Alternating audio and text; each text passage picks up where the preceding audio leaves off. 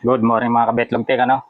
Ngayon, tatry natin tanggalin ito kasi stack up na yung center stand ni Bitoy. Matigas na.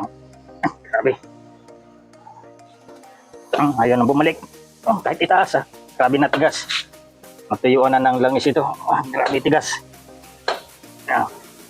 Subukan natin baklasin para sa lagyan natin ng grasa. Wala na, hindi na talaga mabalik kahit tulak mo. Ayun sa kabila.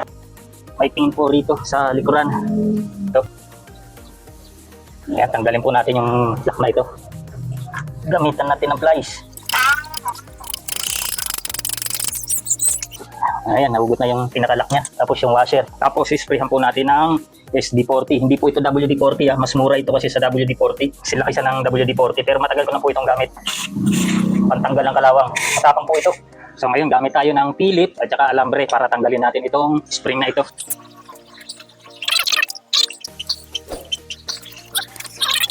Ngayon, bugahan uli natin ng SD40. Tapos, panda rito, gagamit po tayo ng vice grip. Vice grip pa natin ito. Tandaan nyo po, huwag nyo pong pupuk-pukin to kasi may nababasag yung base niya sa ilalim. Pinamartilyo, huwag nyo pong mamartilyohin. Laro-laruin ho natin ito. Atake pa atras.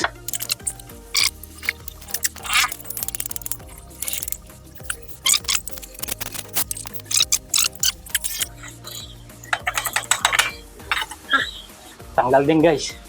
Grabe kalawang Tanggal yung kalawang guys Pero lilihain natin to. So ito yung shafting. Gamitan natin ng liha. 120. Number ng liha gagamitin natin. Alisin natin yung kalawang niya.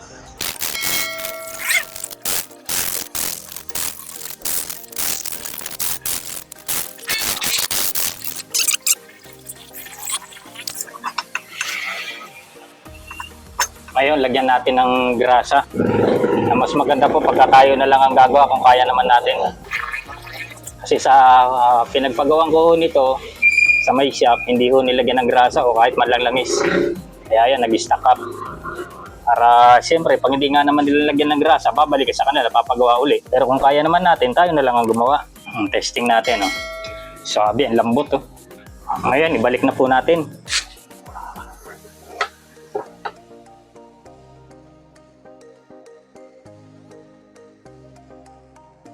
Lambot na Kanina, ang tigas, ang hirap guys.